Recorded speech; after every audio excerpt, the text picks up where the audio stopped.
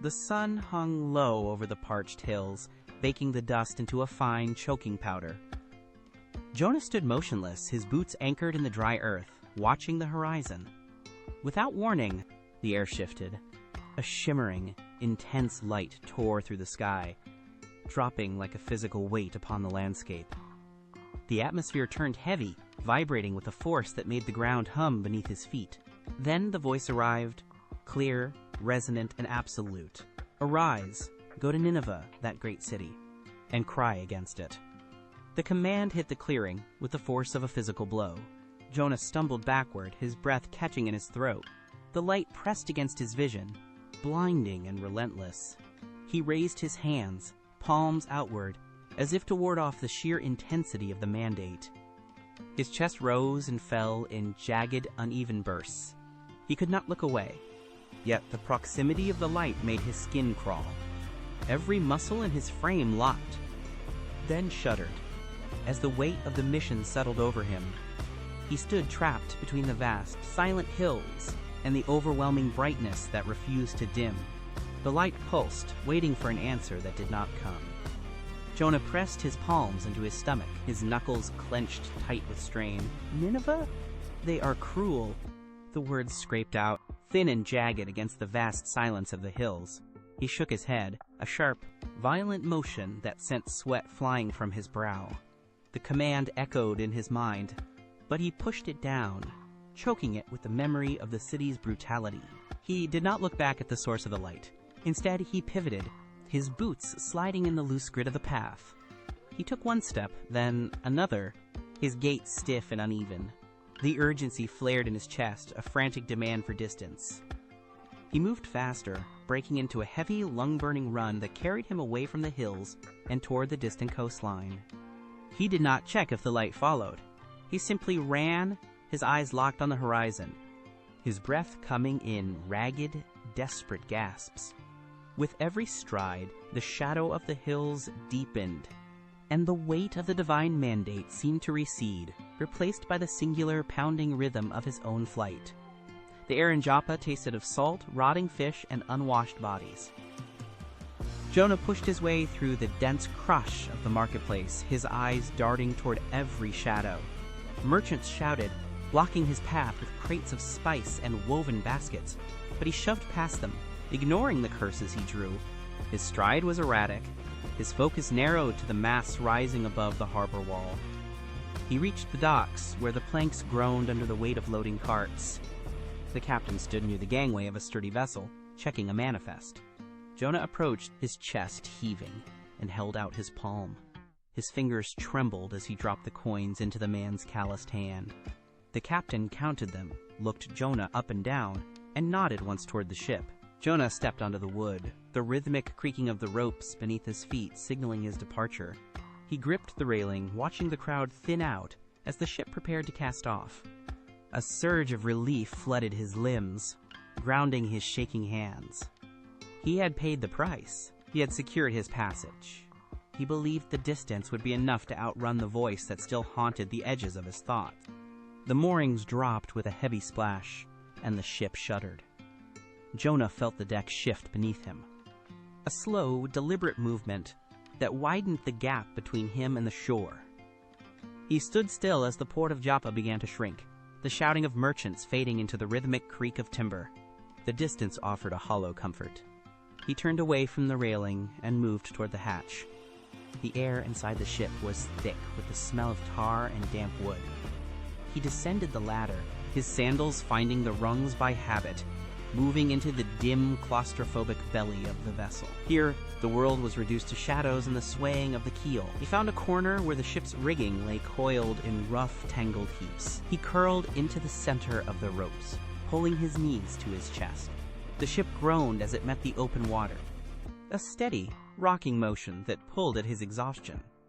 His eyelids grew heavy, the weight of his flight pressing him down. He did not want to think, he did not want to hear, and he did not want to remember. Jonah closed his eyes, surrendering to a sleep as deep and dark as the hold itself. The horizon vanished. What had been a clear, open expanse of blue transformed into a bruised, charcoal gray within minutes. A sailor leaned against the mainmast, eyes fixed on the darkening sky, and wiped moisture from his brow. The sailor stood motionless, his gaze locked on the unnatural stillness of the air. The wind did not pick up gradually. It arrived as a sudden, sharp intake of breath, followed by a low, vibrating hum that rattled the rigging. The sailor turned to his companion, his jaw set, and shared a look of silent, growing apprehension. The sea responded instantly. The surface, once smooth, began to heave in long, irregular swells. Then, the first massive wave slammed into the hull. The impact shivered through the ship's timbers, sending a jolt of force that knocked the sailor off balance. He grabbed a rope to steady himself, his knuckles tightening around the dark hemp. The ship groaned, a deep structural protest against the rising pressure. The wind began to scream, tearing through the tension of the sails and drowning out the creak of the wood. The calm was gone, replaced by the relentless, rhythmic thud of water against the bow, and the ocean surged upward, hungry and wild. The deck tilted at a sickening angle, turning the wood into a treacherous slope. The captain braced his feet against the railing, his voice cutting through the gale as he shouted for the crew to hold the line. The ship groaned, a sound of splintering pressure that vibrated through the souls of every sailor on deck. A group of sailors scrambled to keep their footing as the ship pitched violently, water cascading over the sides like a waterfall. The captain grabbed a lifeline, his eyes scanning the deck as he bellowed orders to secure the shifting cargo. The air was thick with salt spray, stinging the eyes of the crew and making every movement a gamble against the churning sea. A group of sailors moved in unison, their bodies bent against the force of the wind, their faces taut with raw, burgeoning terror. Every time the vessel slammed against the rising walls of water, the impact sent a tremor through the hull that threatened to snap the masts in two. They clung to the rigging, fingers locked around the ropes, watching the horizon vanish behind a curtain of foam. The ship was no longer a vessel, but a toy in the grip of a relentless force, and the reality of their situation settled over them with the weight of the dark, encroaching tide. The heavy crate slid across the slick deck, smashing into the starboard gunwale with every violent roll. A sailor lunged for a massive wooden box, his boots skidding in the pooling brine. Beside him, another sailor grappled with the corner of a second crate, his muscles straining until they corded beneath his skin. They worked in a rhythm born of pure panic, shoving the heavy cargo toward the gaping maw of the sea. The sailor braced his shoulder against the wood and pushed, his heels digging into the wet timber. With a final guttural roar, they heaved the crate over the edge.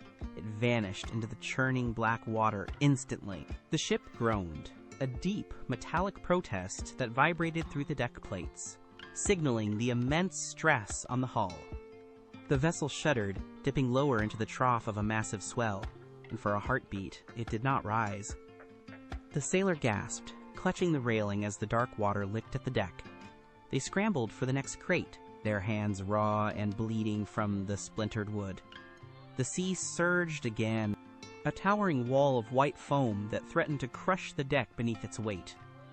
Doom hung in the air, thick and suffocating, as the crew fought to keep the vessel from being claimed by the abyss. The captain turned away from the railing and lunged for the companionway. He pulled the heavy hatch shut against the spray, plunging himself into the dim, claustrophobic air of the lower deck. The roar of the storm was muffled here, replaced by the rhythmic, teeth-rattling groan of the ship's timber as it fought the waves. He moved with practiced urgency, grabbing onto overhead beams to steady himself against the violent pitching. He reached the cargo hold and halted. The space was dark, lit only by a faint, swaying lantern. His eyes swept the floor, scanning through the shadows. There, tucked against a stack of damp ropes, lay Jonah. He was motionless, his breathing steady, entirely detached from the chaos screaming above. The captain felt the blood drain from his face. He surged forward, his boots thudding against the floorboards, and knelt beside the sleeping man. He grabbed Jonah by the shoulder and hauled him upward, the movement sharp and demanding. He leaned in, his face inches from Jonah's, his voice a raw, desperate command that vibrated in the small space. "Arise! The world is ending above us. Call upon thy God. Perhaps he will think of us, and we shall not perish." The captain did not wait for a response. He hauled Jonah to his feet and shoved him toward the hatch. They emerged into a nightmare. The wind hit them like a physical blow, nearly throwing Jonah back against the mast. The deck was slick with seawater and tilted at a sickening angle. The sailors stood waiting, their hands gripped tight on halyards and iron hooks. They moved in unison, closing the circle until Jonah was pressed against the cold, vibrating wood of the railing. A sailor steps forward, his eyes wide and rimmed with salt, his voice cracking as he shouted over the gale.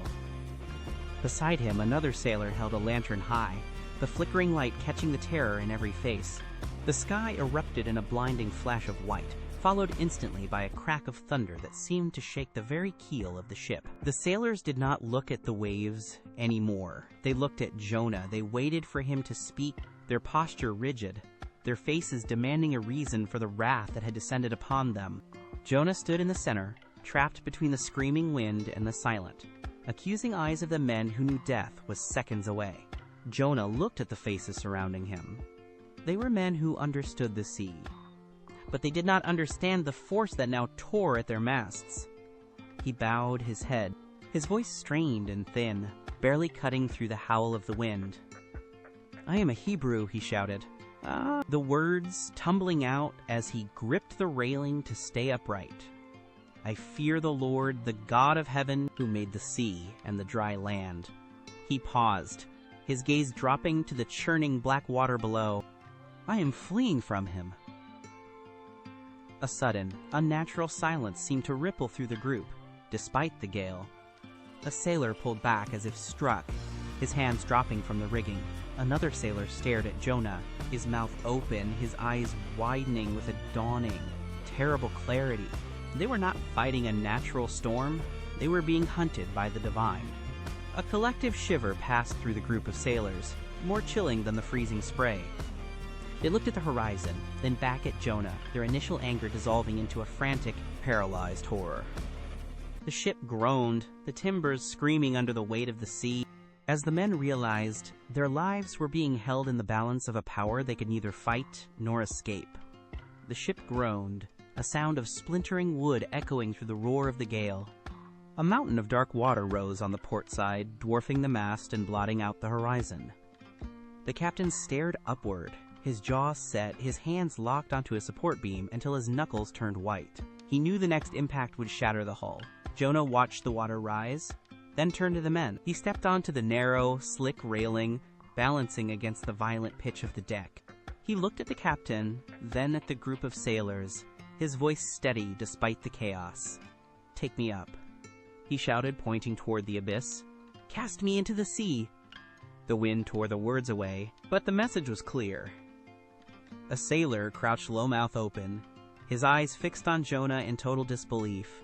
The sailor stepped forward, his hand outstretched, then stopped, his fingers trembling in the freezing spray. The captain stood motionless, his mouth tight, his gaze flicking from the lethal wave to the man on the rail. No one moved. The moral weight of the choice pinned them to the deck. They were sailors, not executioners, and the prospect of casting a man into the black depths felt as heavy as the storm itself. The captain let out a breath that was half sob, half command. He nodded once, his eyes closing against the sight.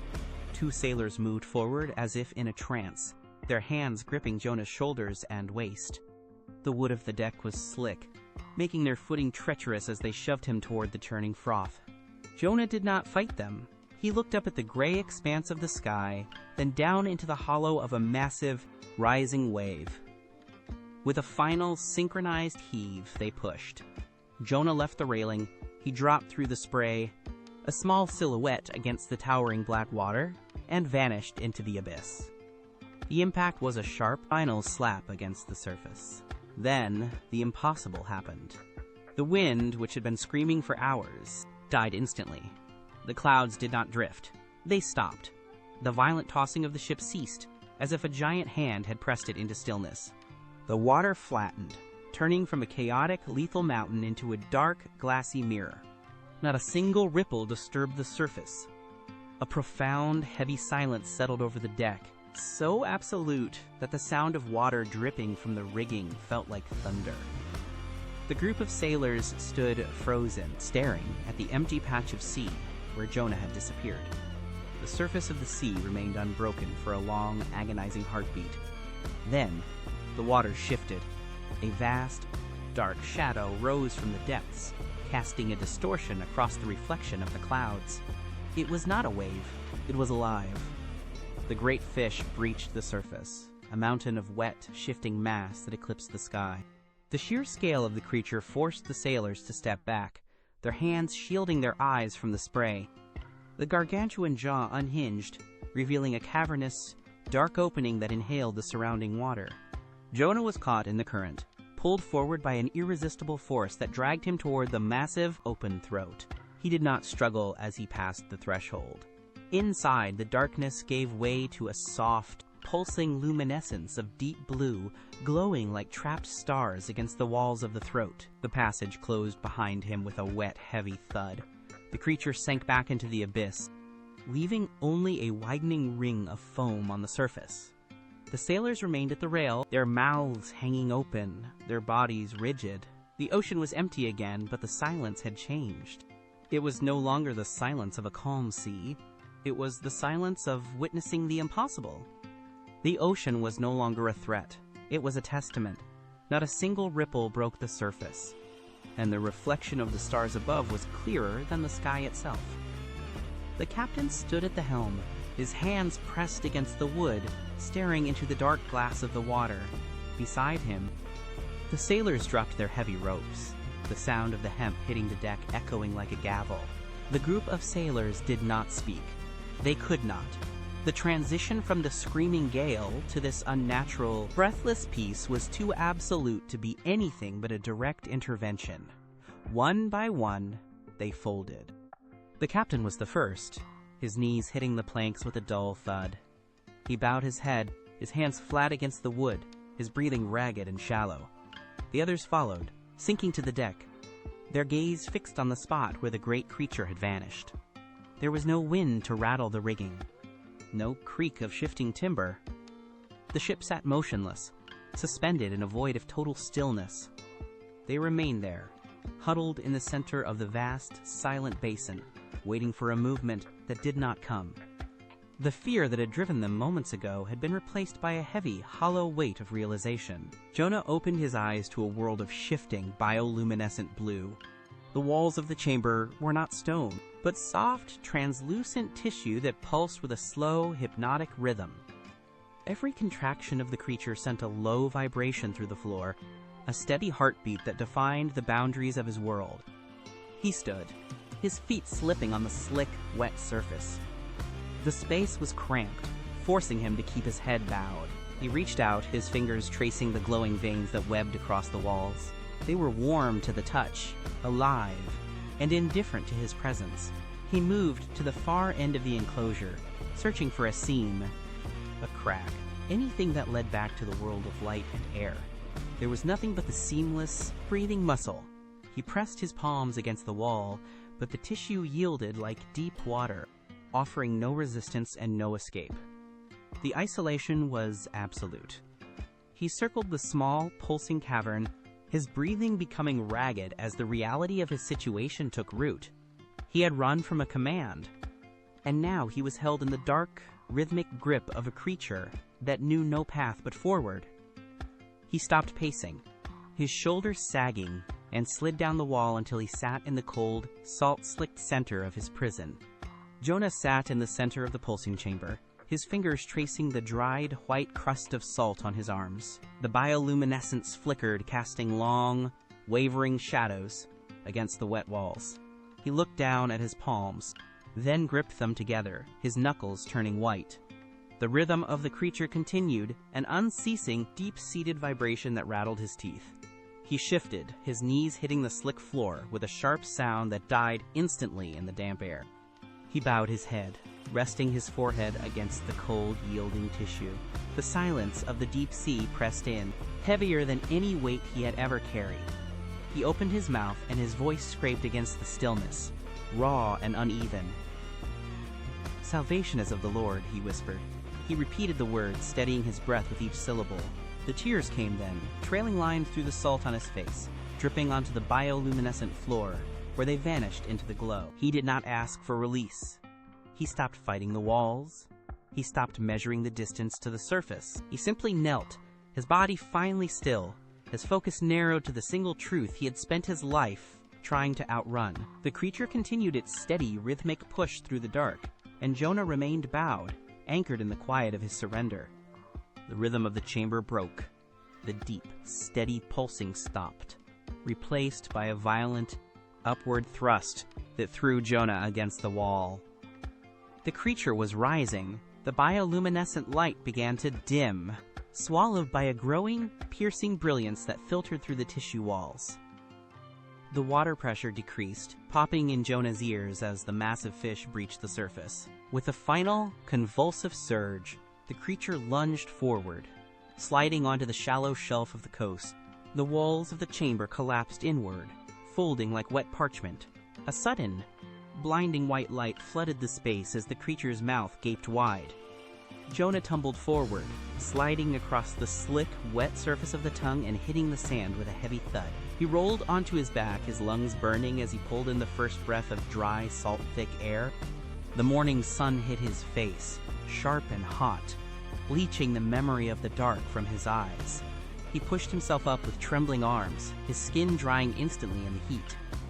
He was surrounded by the silence of the beach, the waves lapping gently at his feet, leaving him alone in the glare of the morning light.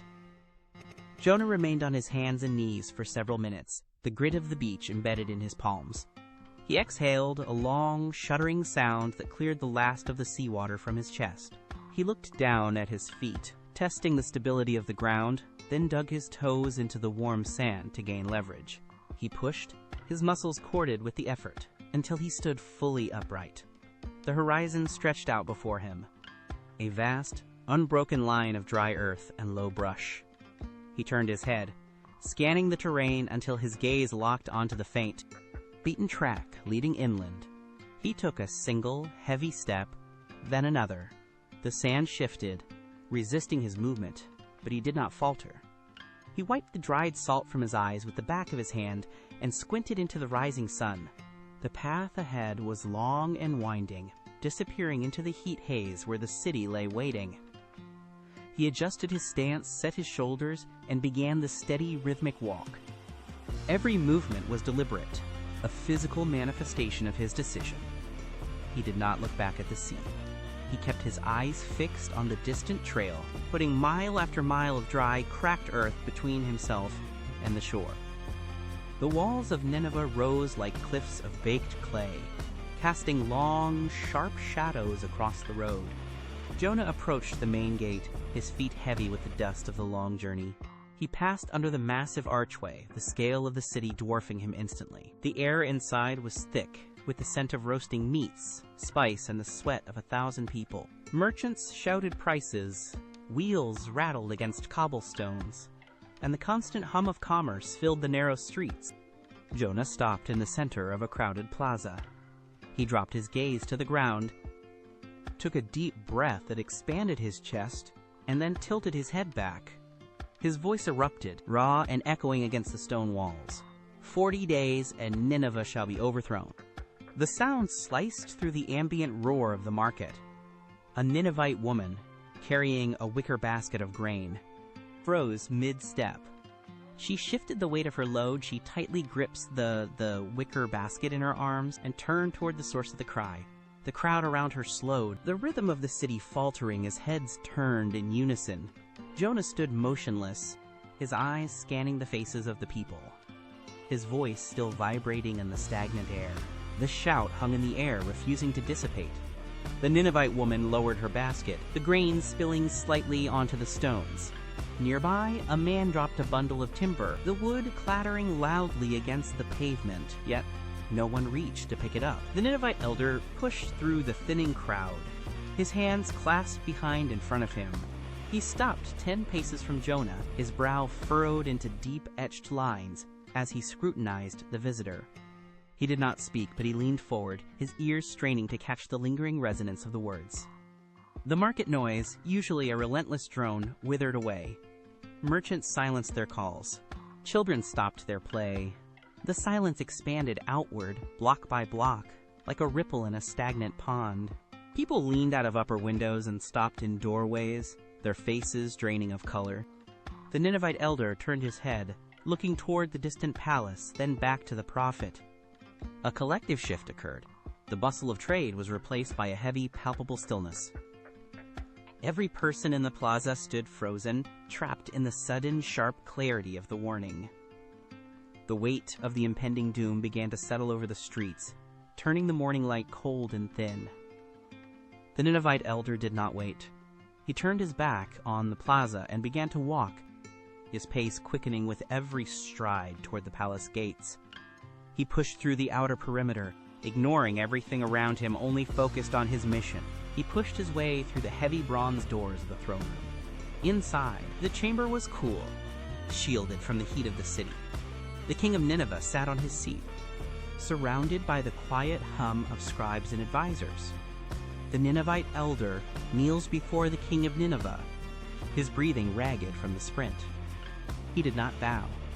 He knelt, his palms pressed hard against the cold floor, and spoke in a voice that carried clearly across the vast, echoing space.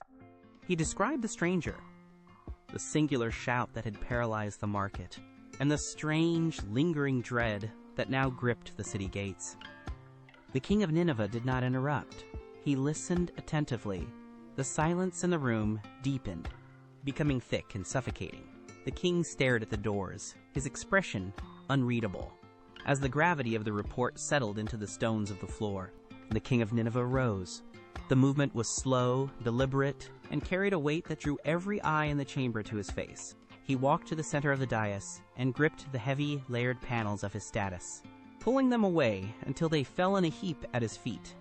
He did not look at his advisors.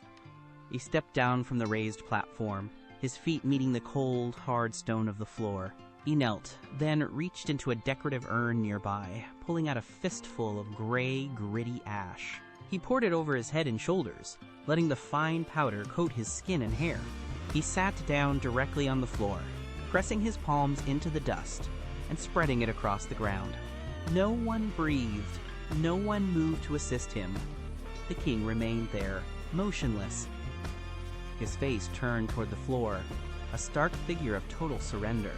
The silence in the throne room transformed from a state of waiting into a heavy, suffocating pressure, as the reality of his submission shattered the order of the palace. Outside the palace, the news traveled faster than a runner. A Ninevite woman stood by her stall in the central market, her hand frozen midair as she heard the account of the king. She dropped her wares, the pottery shattering against the cobblestones, and sank to her knees. Beside her, the Ninevite elder walked through the rows of vendors, his voice low but cutting through the usual roar of commerce. He repeated the king's command, his words acting like a sudden frost. One by one, the merchants stepped away from their goods. They pushed crates aside and lowered themselves into the grit of the street. The noise of the city, the shouting, the haggling, the clatter of carts, faded into a hollow, ringing silence.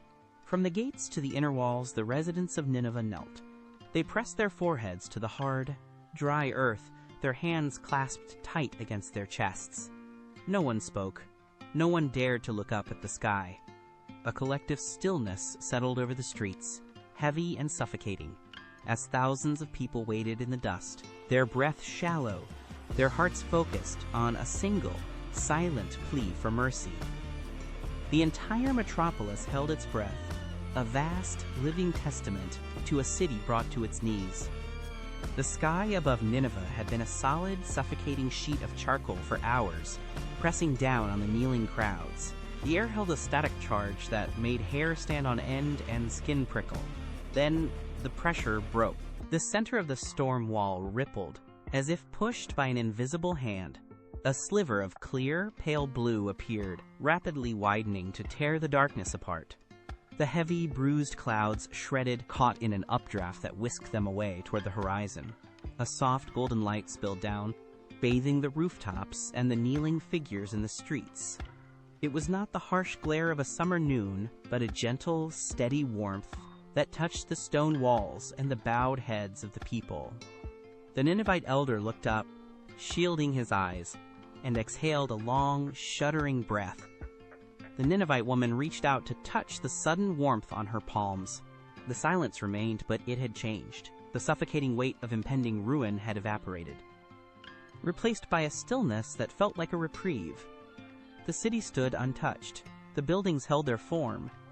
The gates remained shut, and the thousands of people remained in the dust, watching the light settle over their homes.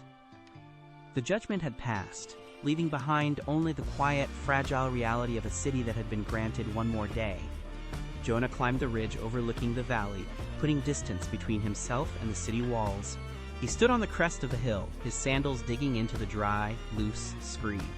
Below, Nineveh lay spread out like a sprawling map, its gates open, its streets teeming with the same people he had expected to see razed to the ground.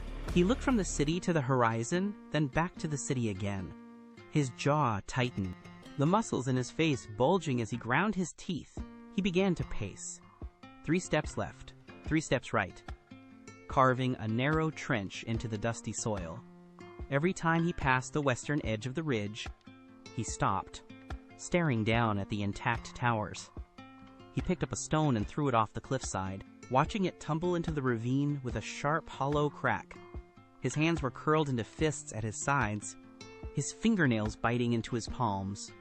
He had spoken the words of destruction. He had walked the streets with the weight of doom, and yet nothing had changed. The injustice of it clawed at him.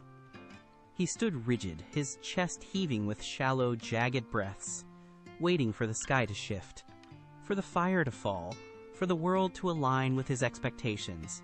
But the valley remained quiet, mocking his certainty. The sun climbed higher, turning the ridge into an anvil of heat. It beat down on Jonah, scorching the back of his neck and turning the dry air into a shimmering haze. He sat motionless, his face etched with the lines of his frustration, ignoring the sweat that traced paths through the dust on his skin. Then, the ground beneath his right foot groaned. A low, rhythmic cracking sound rose from the hard-packed earth. Jonah pulled his legs back as a thick green shoot punched through the surface. It did not grow like a normal vine. It surged. Tendrils whipped outward, thickening into woody stems that raced toward the sky. Leaves unfolded in rapid, overlapping layers, broad and dark, catching the sunlight and swallowing it. Within seconds, a dense canopy arched over him, casting a pool of deep, cool shadow across the ridge. Jonah watched, his eyes tracking the frantic movement of the vegetation. He shifted his weight, moving deeper into the center of the shade. He reached out, his calloused fingers brushing the cool, waxy surface of a leaf.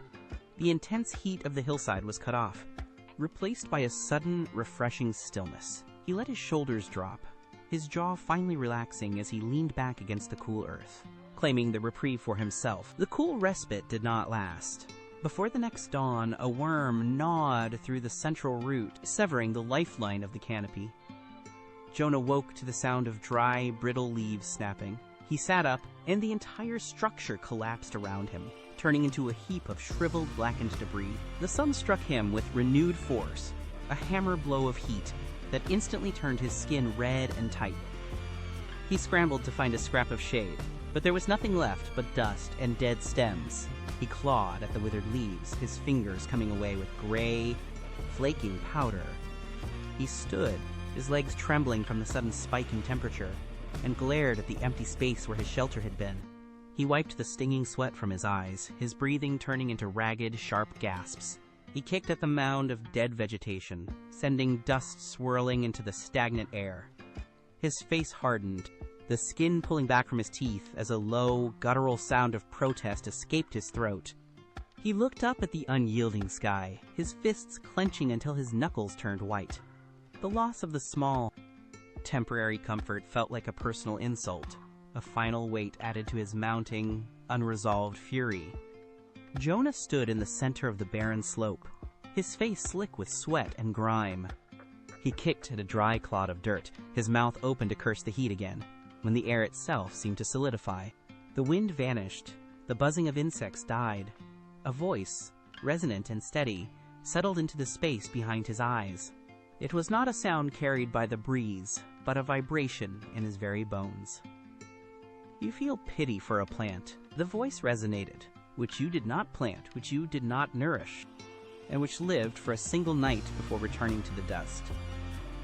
Jonah gripped his knees, his knuckles white, as the words continued to press down on him. Should I not feel pity for Nineveh, a city of such scale filled with thousands who do not know their left hand from their right, and many innocent children who have no part in the wrongs you hold against them? Jonah stood paralyzed. His breath hitched in his throat. He looked toward the city below, seeing the sprawling stone walls and the thousands of lives moving within them. The heat no longer mattered. The loss of the shade felt insignificant compared to the weight of the question that now echoed in the silence of the hillside. Jonah let his hands fall to his sides. The tension that had locked his jaw and strained his neck began to seep away, leaving him hollowed out. He looked down at the city, really looked at it, for the first time since he had arrived. He watched the thin plumes of smoke rising from hearths where evening meals were being prepared. He saw the tiny figures of children chasing one another through the dust of the thoroughfares, their movements quick and aimless. The walls of Nineveh no longer looked like barriers to him. They looked like cradles. He exhaled a long, shuddering breath that carried away the last of his bitterness. The heat of the sun had softened to a golden, forgiving glow, casting long shadows across the valley.